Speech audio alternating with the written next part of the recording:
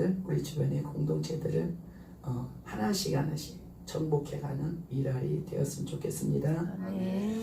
오늘 말씀은 바울의 목회론입니다. 바울의 목회론.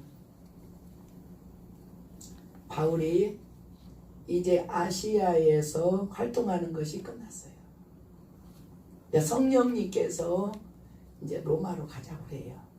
근데 예루살렘을 찍고 거기서 로마로 가자고 해요. 왜 그러냐? 예루살렘은 본부기 때문에 수리아 안디옥의 이방인의 그 캠프이지만은 예루살렘에서 파송되었고 또 다시 예루살렘을 갔다가 예루살렘에서 또 로마로 가는, 그러니까 예루살렘에서 계속 이렇게 이제 복음이 이렇게 파송이 되는 것이죠. 바울이 이제 자기가 아시아에 전도했던 데를 다 이렇게 둘러보면서 이제 마지막 에베소 교회의 장로들을 호출을 합니다. 다 불러서 모이게 해요. 그리고 장로들에게 이제 자기가 떠나야 되니까 이제 내가 했던 일을 너희가 맡아서 해라, 이렇게 이제 그들에게 내가 이렇게 해왔는데 너희도 이렇게 해라 하고, 이 목회 하나님과 관계에서 사명자는 어떤 태도, 또 사람과 관계에서 또 어떤 태도, 교회와 목회에 대해서 어떤 태도, 이런 태도를 가지고 이렇게 해라 하고 다 이렇게 설명을 해줍니다. 그래서 이제 설명을 듣고 이제 저 장로들이 이제 다 돌아왔어요. 17절, 사도행전 20장 17절 보겠습니다. 바울이 밀레도에서 사람을 에베소로 보내어 교회 장로들을 청하니, 다 초청이 됐어요. 오메 왔습니다. 이제 왔어요. 그러니까 바울이 이제 그들에게 말을 하는 거죠. 그들에게 말하되 아시아에 들어온 첫날부터 지금까지 내가 항상 여러분 가운데서 어떻게 행하였는지를 여러분도 아는 바니, 이제 내가 첫날부터 와가지고 오늘날까지 내가 어떻게 한 것을 당신들이 다 안다. 그러면서 19절을 읽겠습니다. 곧 모든 겸손과 눈물이며 유대인의 관계로 말미암아 당한 시험을 참고 주를 섬긴 것과, 모든 겸손, 목회의 출발은 겸손이에요. 겸손. 어떤 목사님이 그 원로 목사님들에게 목회를 어떻게 해야 됩니까? 세 가지만 이제 알려주십시오. 어떻게 목회를 해야 됩니까? 그러니까 그분이 첫째도 겸손, 둘째도 겸손, 셋째도 겸손. 겸손이 뭐냐? 자기를 낮추는 거죠. 뭐를 낮추냐? 마음을 낮춰요. 마음이 낮춰지면 자세도 낮춰져요. 가난한 사람 어디 가서 막 큰 소리 빵빵 안 쳐요. 항상 뒤에 가 있고, 몸이 장애인 있는 사람들 자신감이 없으니까 항상 뒤에 가 있고 앞에서 큰 소리 치고 그러지 않아요. 마음을 낮추는 거죠. 마음을 낮추는 것이 겸손이고, 그거를 팔복에서는 심령 가난이라고 그래요. 심령 가난. 자기 마음을 낮추는 것. 목회의 첫 번째 우리가 갖춰야 될 덕목은 겸손이라는 거죠. 여러분도 양떼들을 맡기면 여러분의 목회가, 지금 이게 숫자가 적고 많음이 아니고 하나님의 한 영혼 맡기면 한 영혼을 감당하고, 두 영혼 맡기면 두 영혼 감당하고, 하나님의 나라는 작은 일에 충성하는 것. 작은 일에 충성할 때 이거 뭐 이런 작은 일. 그럴 때 그를 큰 일을 그 다음 큰 일을 그 다음 큰 일을 이렇게. 그래서 우리가 시시하고 작다라고 생각하는 그 일에 충성하는 것이 하나님 나라의 특성이죠. 그래서 첫째도 겸손. 저도 그거를 동의해요. 목회를 해본 바 첫째도 겸손해야 되겠더라. 둘째도 겸손해야 되겠더라. 셋째도 겸손해야 되겠더라. 자기가 겸손하려면 자기를 알아야 돼요. 자기 들보를 파가는 거예요. 자기 들보. 남이 보는 단점은 티끌에 불과해. 내 속에 나는 들보가 있어요. 그렇기 때문에 어떤 사람도 다 용서할 수 있고 용납할 수 있어요. 왜냐하면 나는 들보가 있으니까.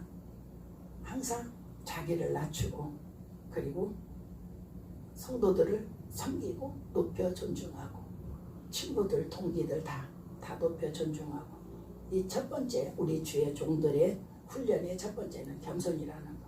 모든 겸손과 어떤 상황에서도 겸손한 거예요. 바울이 얼마나 위대한 사람인데요.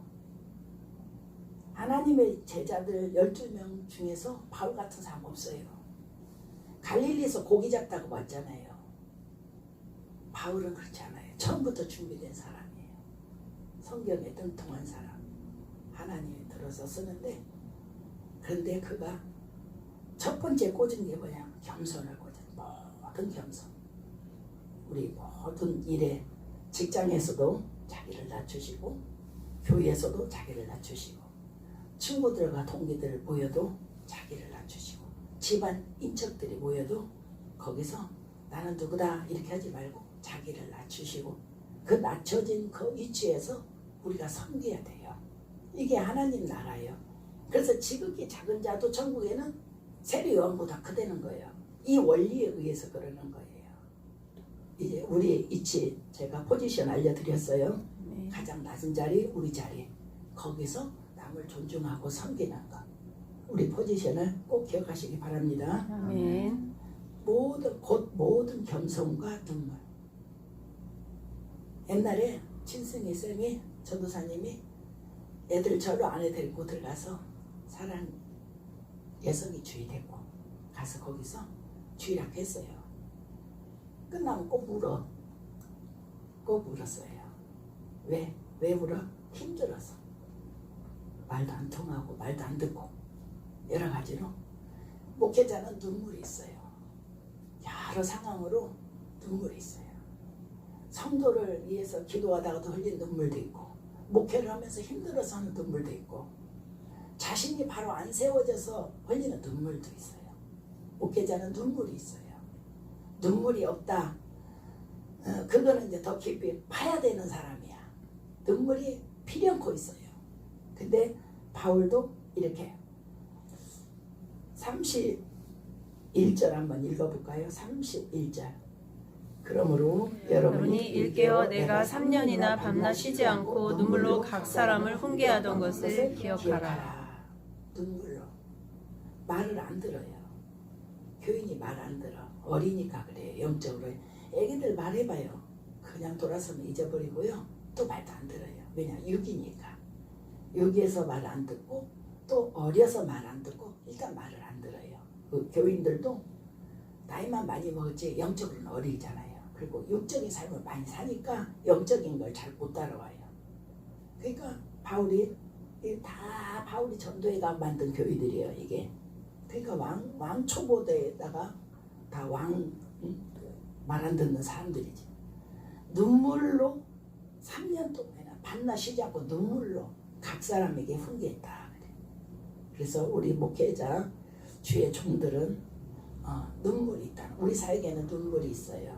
근데 그 눈물은 보석이야. 하나님 앞에는 사실은 그 눈물은 정말로 거룩한 눈물이기 때문에 보석입니다. 분해서 오는 것이 아니고 억울해서 오는 것이 아니에요. 그렇기 때문에 그 눈물이 있다라는 거. 유대인의 관계로 말미암아 당한 시험을 참고 주를 섬긴 것과 이런 환경의 어려움. 유대인들이 끝까지 따라다니면서 바울을 죽이려고 합니다. 하나님이 그 유대인을 갖다가 심판하지 않고 유대인을 피해서 바울을 사역하게끔 해요. 유대인을 피해서. 그들도 회개하고 돌아올 기회를 주는 것이죠. 자, 20절 같이 읽겠습니다. 유익한 것은 무엇이든지 공중 앞에서나 각 집에서나 거리낌 없이 여러분에게 전하여 가르치고. 사도행전 20장 20절. 유익한 거 이거는 꼭 알아야 된다. 이건 꼭 알아야 된다. 이런 것들 다 가르치고. 또 21절 읽겠습니다. 유대인과 헬라인들에게 하나님께 대한 회개와 우리 주 예수 그리스도께 대한 믿음을 증언한 것이라. 영적인 것도 가르치고 우리 영혼이 바로 쓰는 것도 가르쳐주고 우리 삶 속의 지혜로운 것도 가르쳐주고 또 어떻게 하면 축복받는다 이런 것도 가르쳐주고 여러 가지를 유익하다면 다 가르쳤다 이렇게 바울은 말을 했습니다. 22절 읽겠습니다. 보라, 이제 나는 성령에 매여 예루살렘으로 가는데 거기서 무슨 일을 당할는지는 알지 못하노라. 성령에 매여 19장 21절 한번 읽어보겠습니다. 19장 21절 같이 이 일이 있은 후에 바울이 마게도냐와 아가야를 거쳐 예루살렘에 가기로 작정하여 이르되 내가 거기 갔다가 후에 로마도 보아야 하리라 하고. 바울은 벌써 자기의 방향성을 이미 파악을 했어요. 이제 예루살렘을 가고 이제 로마도 가야 된다. 바울은 벌써 성령께서 자기 마음을 이끄시는 걸 벌써 파악했어요. 그래서 22절에 내가 성령에 매여서 예루살렘으로 가는데 거기서 무슨 일을 당할지는 알지 못한다. 왜냐하면 각 성에서 이제 예루살렘을 가는 중에 자기가 전도한 지역을 한 번씩 돌려보고, 왜냐면 다시는 못 오니까 이제 이걸로 끝이야. 순교할 때까지. 그러니까 한 번씩 다 돌아보면서 예루살렘을 가는데, 가는 데마다 성령이 각 성에 23절 같이 읽습니다. 오직 성령이 각 성에서 내게 증언하여 결박과 환난이 나를 기다린다 하시나. 성령 받은 그분들이 시도를 해보니까 바울이 예루살렘에 가면 환난과 결박과 환난이 그를 기다린다. 이렇게 응답이 오는 거예요. 그러니까 뭐라고 하냐? 가지 마십시오. 가지 마세요. 가면은 바로 붙들리고 결박과 환난이 있습니다. 가지 마십시오. 이것도 맞는 말이에요. 결박과 환난이 있다는 말은 맞아요. 근데 성령님은 바울에게 가자 이렇게 말해요. 그럼 어떻게? 내가 성령님이 나보러 가자. 그러면 가야 되는 거예요. 그러니까 바울이 뭐라고 하냐? 내가 죽어도 괜찮다. 나는 가야 돼. 이렇게 말하는 거예요. 24절 내가 달려갈 길과 주 예수께 받은 사명 곧 하나님의 은혜의 복음을 증언하는 일을 마치려 하면은 나의 생명조차 조금도 귀한 것으로 여기지 아니하노라. 목회자, 주의 종, 예수님의 제자라면 이 부분이 서 있어야 돼요. 이 부분이 결박과 환난이 있다는데 거기까지 아니요. 그래도 성령님이 가자고잖아요. 그럼 믿고 가야 돼요. 주의 종이 주님의 길을 갈 때 벌써 계산해보라 했잖아요. 적군이 2만 명이 오는데 나는 10,000명밖에 없어. 그럼 내가 싸워서 이길 것 같으면은 싸우고 못 이길 것 같으면 사람을 보내서 하친을 하라. 망대를 치는데 얼마큼 치다가 말면 안 되니까 돈을 계산해보라. 그래서 망대를 다 칠 만한 돈이 됐는가. 주의 길을 가다가 중간에 포기하면 안 되니까 잘 생각해보라. 예수님이 그 얘기를 하는 거예요. 그러니까 주님의 제자가 되어서 주님의 길을 가는 그 사람들은 이제 주님께 자기를 맡겨야 돼요. 군인이 누가 자기 돈으로 군복 복무를 하느냐. 군인한테 다 돈 주잖아요. 누가 자기 돈으로 먹고 마시냐. 다 군대에서 주잖아요. 주님께 부름받은 사람 주님이 그 부분을 다 책임을 지세요. 그러니까 그냥 가는 거예요.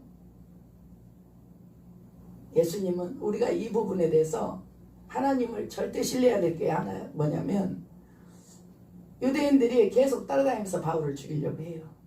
근데 하나님께서는 이거를 다 이렇게 저렇게 피해가지고 바울을 로마로 보내요.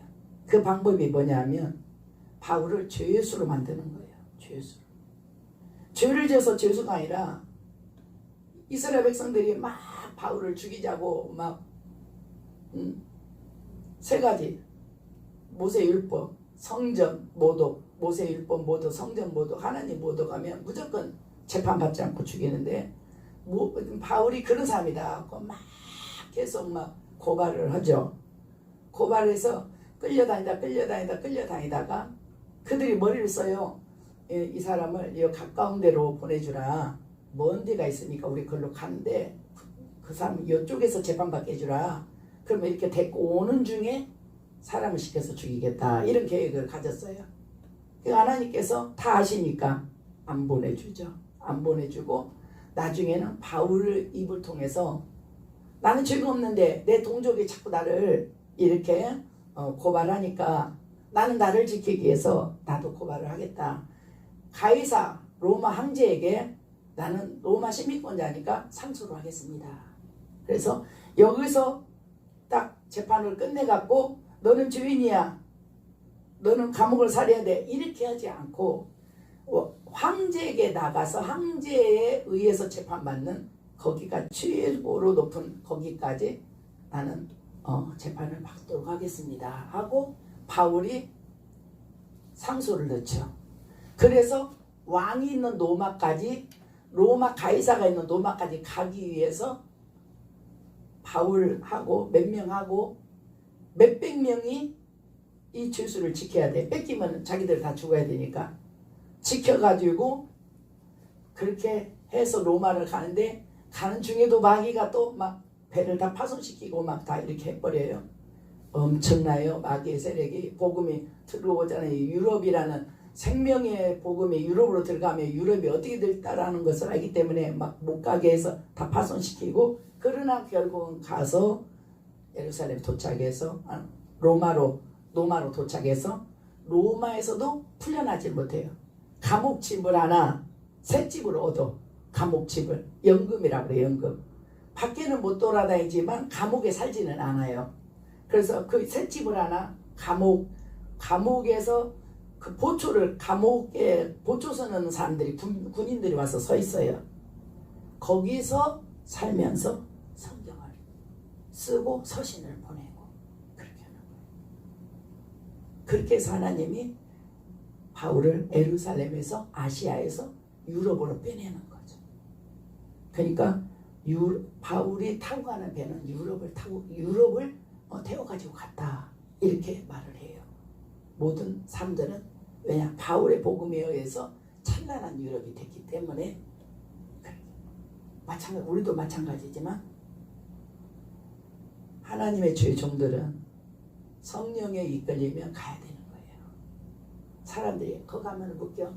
성령님 그래도 가자는데, 그럼 가야 돼요. 그러니까 나는 가면은 어떻게 될지 모르겠다. 그렇지만 나는 간다.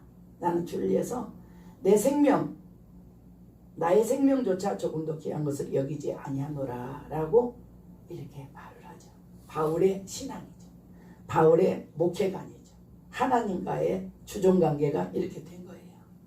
그러니까 우리도 한 걸음씩 깊이 파야 돼요. 깊이 파서 하나님과 나 사이는 절대 바꿀 수 없는 사이에, 순서를 바꿀 수 없는 사이. 하나님 1번, 그러면 그 나머지는 다 2번이야. 하나님을 1번에서 내려놓지를 못해. 이렇게 계속 우리도 이런 거를 보면서 바울은 이렇게, 사실 하나님께서 이 상태에서 죽이지는 않아요. 그냥 로마로 가서 거기서 말씀을 전하고 서신을 쓰고 이렇게 한 것이지, 하나님을 신뢰해야 돼요. 우리가 가면 결박되고 환난이 당하는데, 아니요, 하나님이 그 방법으로 바울을 안전하게 보내기 위해서 그 방법을 쓰신 거예요. 오늘 우리에게 어떤 방법이 온다면은 그 방법이 나한테 가장 적절한 방법이기 때문에 쓴 거예요. 더 좋은 방법, 더 선한 방법이 있으면 그 방법을 썼을 거예요. 그러니까 하나님을 신뢰해 드려야 된다라는 거. 오늘 나의 부르심 속에서도 여러 어려운 환경이 있다면 그걸 신뢰해야 된다는 거. 바울처럼 신뢰했어요. 바울은 신뢰했어요. 난 죽어도 괜찮아. 신뢰했어요. 근데 하나님은 안전하게, 죄수라는 명분 하나만 있지, 안전하게 로마까지 착 도착을 시키는 거예요. 우리가 하나님을 이렇게 끝까지 믿어드릴 수 있기를 바랍니다. 아멘. 25절 읽겠습니다. 보라, 내가 여러분 중에 왕래하며 하나님이 나를 전파했으나 이제는 여러분이 다 내 얼굴을 다시 보지 못할 줄 아노라. 이제 이것이 이제 아시아에서 바울의 복음 전도가 끝났어요. 그러면 이제 아시아는 어떻게 되느냐? 바울에게 복음을 받은 그 사람이 이제 아시아를 책임져야 돼. 이제 유럽으로 가버리기 때문에 바울에게 복음 받은 그 사람이 그 지역을, 아시아 전역을, 자기 가족을 다 책임져야 돼. 복음을 받은 사람은 그런 책임이 있는 거예요. 우리가 우리 가족의 우리가 선교사예요. 여러분이 가장 여러분 식구 중에 잘 믿잖아요. 그러면 그가 영적 세대주, 그가 미랄, 그가 그 가정의 선교사예요. 가족 식구들을 잘 섬기고 기도 많이 하고 본이 되고 해서 언제든지 주님 품으로 인도할 수 있도록 사방으로 이렇게 조처를 취해야 됩니다. 막 내 엄마다고 막 편하게 하면 안 돼요. 한 영혼 구원해야 되니까. 저렇게 어저께 저런 식으로 가잖아요. 사람이 생각지도 못한 사고로 가잖아요. 어디로 갈까? 저들이 어디로 갔겠냐고. 저기서 사람은 생각지도 못한 데 간다고요. 그렇기 때문에 구원은 완성을 해놔야 돼요. 구원 완료해놓고 믿는 그 순간까지 주님 붙들고, 그리고 믿는 그 순간까지 우리가 회개하고 우리 가족들을 잘 살펴야 돼요. 저 중에서 믿는 가족들이 있을 거 아니에요. 저 죽은 사람의 믿는 가족들이 있을 거 아니에요. 그러면 그들이 얼마나 가슴 아프겠어요. 내가 조금 더 적극적으로 말씀을 전할 걸. 이런단 말이에요. 굉장히 이게 뭐냐, 빚이야, 빚. 빚값이라고 그래. 바울은 여기서 빚값이라고 했어요. 26절 읽겠습니다. 그러므로 오늘 여러분에게 증언하거니와 모든 사람의 피에 대하여 내가 깨끗하니 이는 내가 꺼리지 않고 하나님의 뜻을 다 여러분에게 전하였습니다. 에스겔에 보면은 악인에게 너는 가서 말을 해라. 악에서 돌이키라고 말을 해라. 그래서 내가 가서 너 악에서 돌이키라. 하나님의 심판이 있다. 그렇게 말을 했을 때 그가 됐거든. 이렇게 하고 말을 안 듣는다 하면은 이 전한 나는 핏값을 안 받는 거예요. 근데 내가 전한다고 제가 들을 것 같아 하고 안전하면 그 사람이 그 악으로 심판을 받아 죽게 됐을 때는 나에게 핏값을 묻겠다. 이게 하나님이에요. 그러니까 바울은 나는 당신들한테 복음 다 전했습니다. 나는 피에 대해서 나는 깨끗합니다. 나는 다 전했습니다. 나를 안 전했잖아요. 그런 것 없이 다 전했습니다. 그래서 나는 누구도 꺼리지 않고 하나님의 뜻을 여러분에게 다 전했습니다. 그래서 나는 피에 대해서, 그 피에 대해서 나는 깨끗합니다. 우리가 전해야 되는데 못 전하고 전해야 되는데 못 전하고 이런 상태에서 이 사람이 사고 나서 죽었다 하면은 이 사람이 얼마나 회개를 많이 해야 되고 핏값을 요구하겠다. 내가 전하라고 했는데 안 전했잖아. 어떤 사람이 굉장히 음란한 일을 하는데 음란이라고 생각을 안 하는 거예요. 그분이. 그건 음란이었어요. 그 음란이라고 생각을 하는데 어느 날 하나님께서 무신부 유튜버를 보고 있는 중에 라오디게아의 행음에 대해서 너희 자녀들을 죽이고 뭐 막 이런 내용들을 누가 막 읽으면서 이렇게 말하는 거예요. 하나님이 이 말씀을 갑자기 주시는데 누가 이 유튜버를 보는 중에 누가 이 말씀을 드려야 될 사람이 있나 봐요. 이러면서 하는데 그게 나였어요. 그게 그 사람 어디 산속에서 유튜브를 하는데 그게 나야. 나한테 너는 이 말씀을 가지고 가서 누구에게 전해라 그랬어요. 그래서 내가 이제 그 다음 그 모임 때 가서 그분을 마지막에 다 모임 헤어질 때 잠깐 얘기를 드릴 것이다 하고 내가 라오디게아에 회개하셔야 된다고.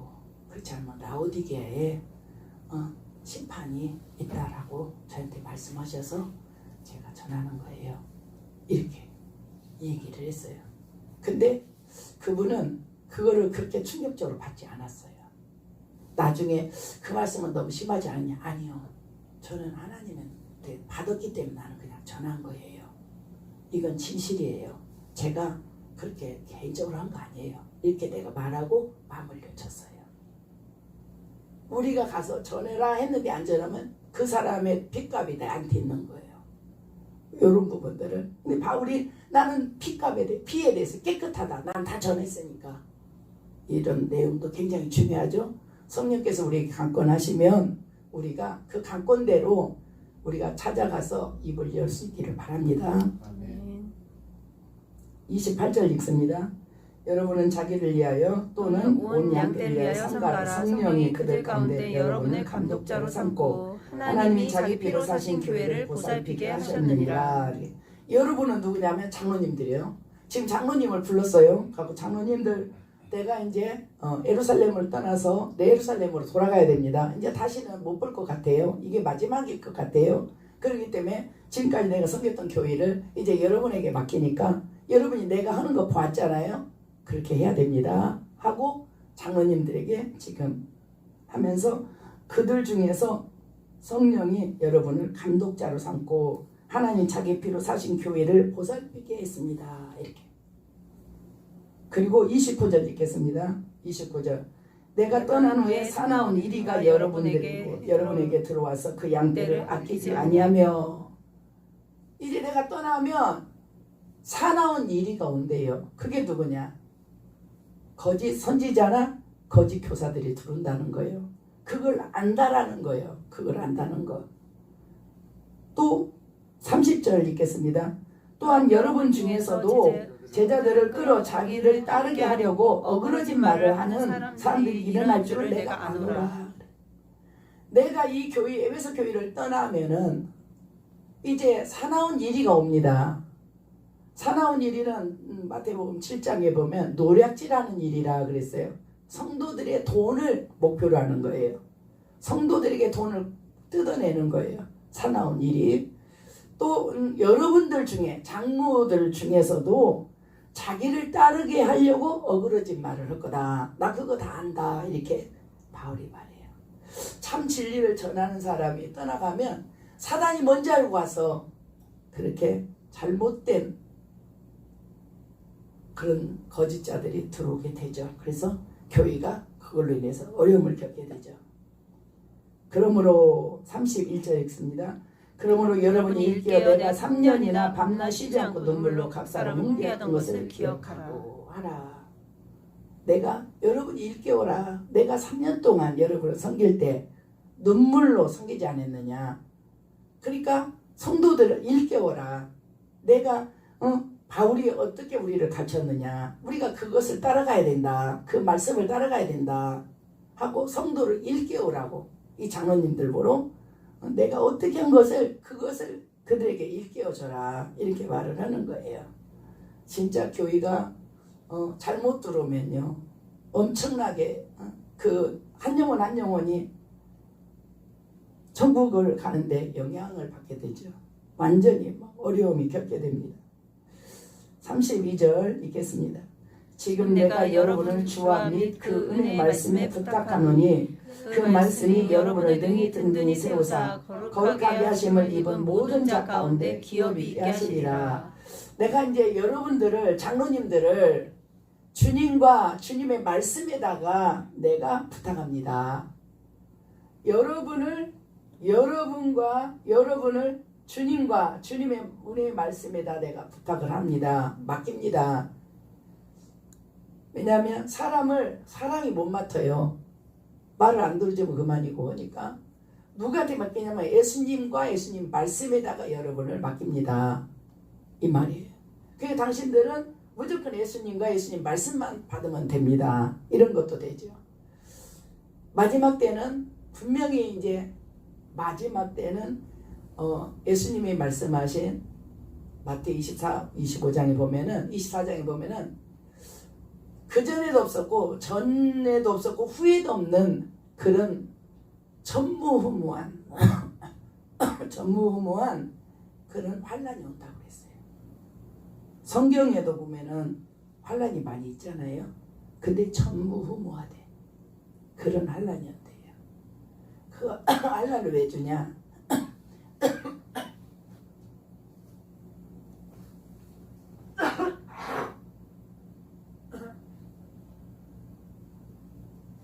그 환란을 왜 주냐? 그 삶 속에 있는 믿음을 포기해서. 다 믿음이 있다고 그래요. 다 믿음이 있다고 그래. 그러면서 말씀을 살질 않아. 말씀을 안 살면 믿음이 없는 거예요. 어린 믿음이 어린.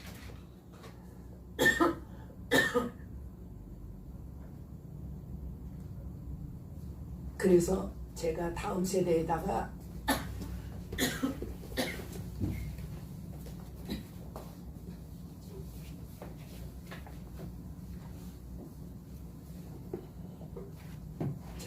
다음 세대에다가 오직 말씀 그거를 산상수훈을 통째로 그 속에다 집어넣으려고 계속 노력을 해요. 계속. 이제 산상수훈은 머릿속에 저도 머릿속에 있어요. 5장 1절에서 12절 팔복 있고 13절에서 16절 소금과 빛 있고 이게 다 머릿속에 있어요. 이럴 때 그렇게 문단을 나눠서 외워요. 그리고 그 내용도 이렇게 외우고 그렇게 의식하고 읽으면 그렇게 정리가 돼서 이 속에 사진 찍듯이 들어가 있어요. 그래서 다음 세대들은 성경을 계속 성경을 가르치게 그리고 성경을 그들이 보게 성경을 알게 암송하면 더 좋고요. 최고 좋은 건 암송이에요. 이렇게 하는 거예요. 사람을 맡기려면은 예수님과 그의 말씀에다 맡겨야 돼요. 그게 최고예요. 그러니까 무조건 말씀을 가르치고 예수님 어떤 분인가를 가르치고 예수님 말씀에다가만 갖춰 놓으면은 그 말씀이 그 사람을 책임져요. 예수님이 그 사람 책임져요. 그러니까 우리는 무조건 예수님과 그의 말씀에다가만 집중해서 말씀을 전하는 거죠. 그렇게 하겠다. 그리고 이제 36절에 이 말을 한 후에 무릎을 꿇고 그 모든 사람과 함께 기도하니 다 크게 울며 바울의 목을 안고 입을 맞추고 다시 그 얼굴을 보지 못하리라 한 말로 말미암아 더 군심하고 배까지 그를 전송하니라. 이렇게 해서 아시아의 사역이 끝난 거예요. 그러나 믿은 자가 계속 이렇게 전도해서 오늘날 우리에게까지 왔죠. 선교사들이 계속 복음을 실어 날려서 왔죠. 이제 바울이 이제 유럽으로 이제 하나님이 방향을 틀었습니다. 우리는 바울의 목회에 첫째도 겸손, 모든 겸손이야. 눈물로 하고 어떤 상황도 잘 견디고 성령에 이끌려서 성령을 따라서 내 목숨도 아깝지 않게 귀한 것을 여기지 않는다. 그렇게 하고 그리고 마지막에 낙한 뒤에는 사나운 일이들이 올 것이다. 그렇지만 내가 그동안 했던 말들을 잘 일깨워서 성도들을 일깨워라 하고 장로들에게 자기가 했던 모든 일들을 맡기고 그리고 이제 아시아에서는 사역을 마칩니다. 우리가 교인 1명 2명이라 해도 하나님은 보세요. 작은 일에 충성하는가 보세요. 그리고 주의 종의 첫 번째 덕목은 겸손이라는 것. 나 같은 죄인을 구원하여 주셨네 라는 그 기본이 있어야 돼요. 그래서 항상 낮은 자리에서 섬기는 것. 그것이 정말로 귀합니다. 애기들이라고 업신여기지 않고 귀하게 여기고 주님이 또 하나 잘하면 2개 주고 둘 잘하면 4개 주고 하니까 그건 주께 달려있는 거예요. 그냥 우리는 주어진 환경에 최선을 다하면 돼요. 바울처럼 이런 신앙을 우리가 가졌으면 좋겠습니다. 아멘. 큰나무 교회도 꼭 이렇게 되기를 축복합니다. 아멘. 이 시간에 주님 앞에 감사 기도를 하겠습니다.